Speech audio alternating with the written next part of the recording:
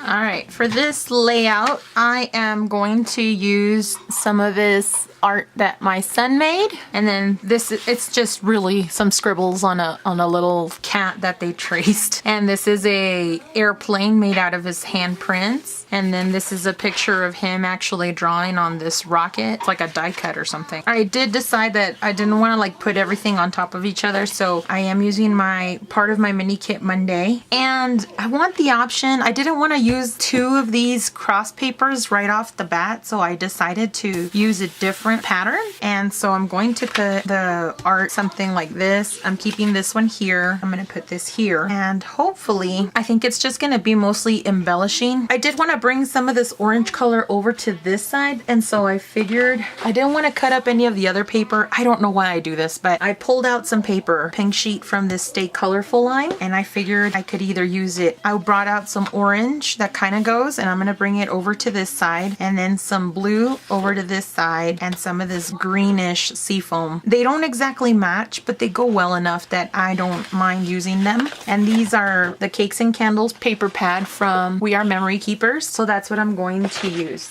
I did also go into my 6x6 paper pads because my friend Caitlin talks about using your paper pads for matting. I don't ever think to use them, so I actually remembered that little tidbit that she had in one of her recent videos, and I pulled one of these papers from the Cool Kit. I'm gonna use them as layering pieces, or hopefully maybe smaller circles as elements that I want to include. So, and that's how I'm going to make it a double page layout. So I'm gonna go ahead and put you on fast forward and we'll see what I make. Okay, so here is the part where I had decided to use this curvy cutter, I believe it's called, from EK Success. I've had this in my stash, I think, since I had started scrapbooking, and this was pre me having any of the Cricut or the Silhouette. And here I'm also I also used my dies from Lifestyle Crafts, and I'm putting them all together and taking off all the washi tape so that I can collect all my circles and all my dies and put them away before I continue on in my scrappy mess.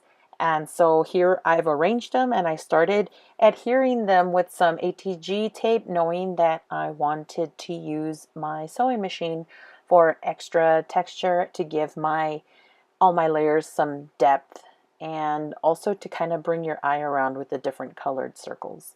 So I'm going to come back with the voiceover in my video.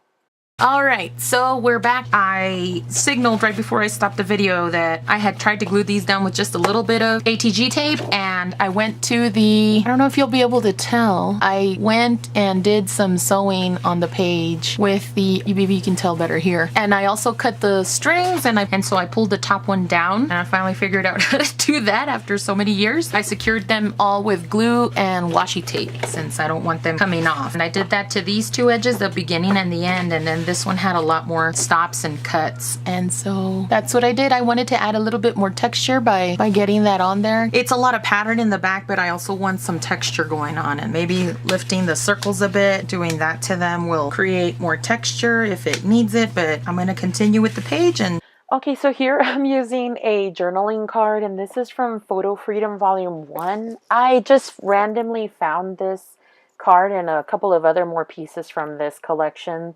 that I'm just trying to finish up. I just really have like remnants of that collection, and so I figured the colors would go, and it'd be something that I could use to fill in some journaling for my son. It does have a prompt, and so I decided that I could do that and use it as another element on the page.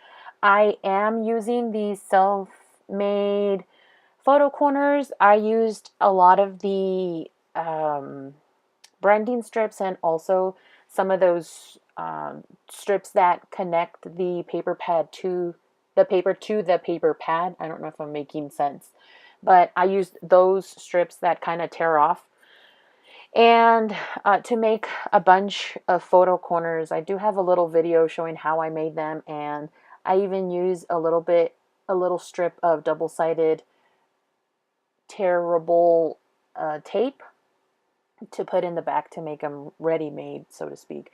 I did end up using my Xyron sticker maker, and I try to keep it out where I can see it so I can use it. I just remember to use it on this Heidi Swapp sticker that says Brilliant. And the reason why I used it, even though it was a sticker, is because the stick was kind of losing its stick. I did find a couple of elements from Vicki Boutin that I did use here, and also some KI Memories rubber charms.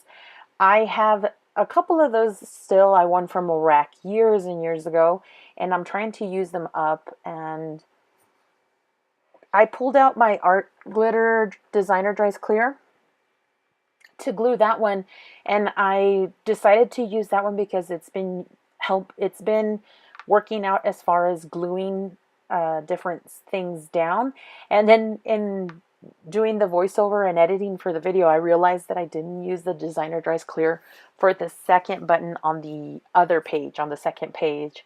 I didn't use it for the rubber charm, so I'll have to see eventually which one holds up better and make a note of it somewhere in the back of the layout that I used two different glues and see which one holds up the best. So I guess it'll be a test of time before I actually know which one worked out for the best. I do use a couple of more of the Well Hello chipboard stickers, including that Happy and Fun and that little blue chipboard. And I end up bringing out my composition notebook die cut book, and those were the little black scallops. Those are from a Dear Lizzy collection. And I ended up using it to kind of hold up that fun so it's just not floating out in the middle of the layout. It gave it an anchoring point. I did use that magical feeling and that little camera from a Dear Lizzy collection. And I end up using that word faux chipboard word called, it says the word favorite. I'm sorry, I didn't mean to have a a jumble of words coming out of my mouth.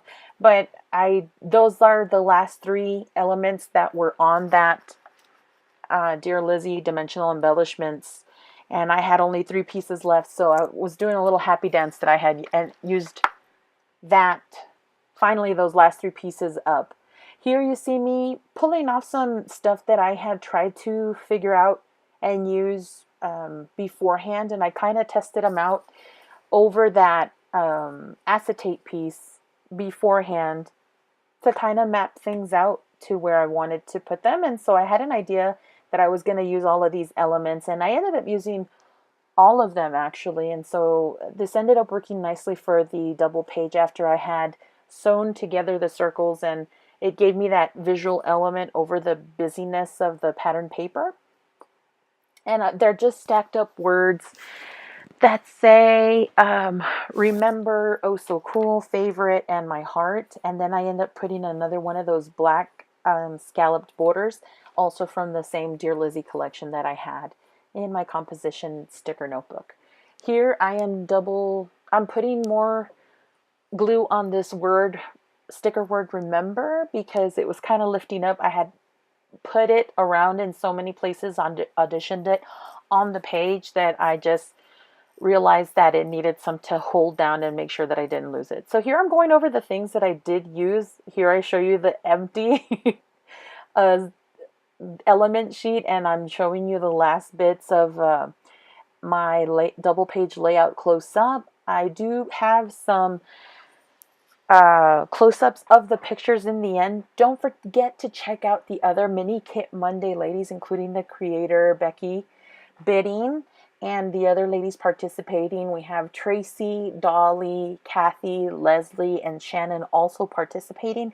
Leave a comment or a thumbs up, a like, subscribe if you haven't already, and don't forget to also check out the Mini Kit Monday Facebook group if you haven't joined that already. All the ladies put up wonderful prizes or mini challenges, and there's a lot of participation going on in that group. And I hope you enjoyed this video, and we'll see you for the next Mini Kit Monday. Bye!